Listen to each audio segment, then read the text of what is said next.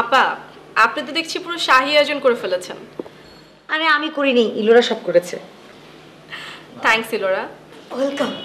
Madam বলেছে তাই আমি করেছি। Good morning. দেখো না আপা কত কিছু আয়োজন করেছে। বসতে দিবে?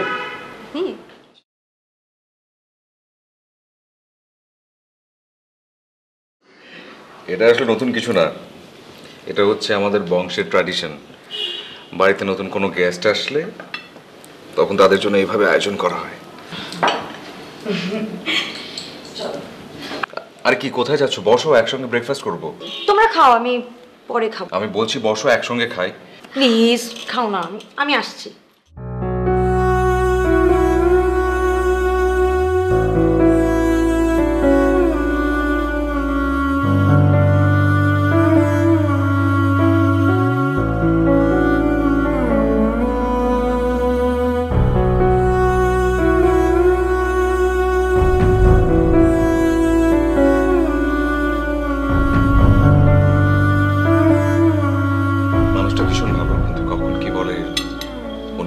সেটা আন্দাজ করতে পারে না, কিন্তু বাইহাট সে অনেক ভালো।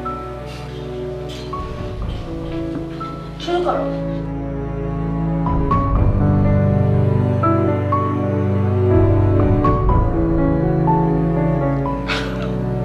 আমার মনে হচ্ছিল যে তুমি একসঙ্গে ব্রেকফাস্ট করবে, ভালোই হলো। আনান, বাদ দাও না। কি? আমি চলে যাচ্ছি। চলে যাচ্ছে মানে কি? দেখো, আমি তোমাদের মাঝখানে আসলে কাটা হতে চাই না। আপা, আপনি এগুলো কি বলছেন? বরং আমি আপনাদের দুজনের মাঝখানে ঘুরে এসে জুড়ে বসলাম। আমি তো তোমাকে সব দায়িত্ব দিয়ে দিয়েছি দিঘি, আমার তো এখানে কিছু নাই। আস্তে, মানে কি বলছো তুমি? বুঝে বলছো? তুমি যেটা বলছো তুমি একবার বুঝতে পারছো? বাইরের মানুষের সামনে কথাগুলো বলছো তুমি। আনন্দ, শোনো,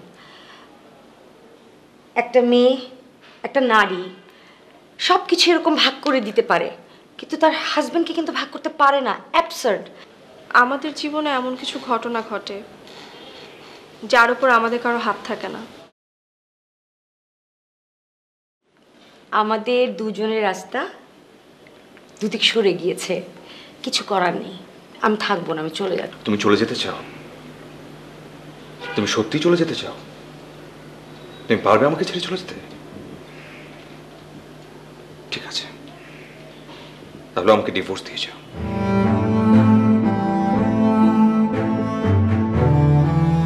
কথা দিচ্ছি আমি তোমাকে, তোমার দায় ভার খরচ সবকিছু আমি বহন করব।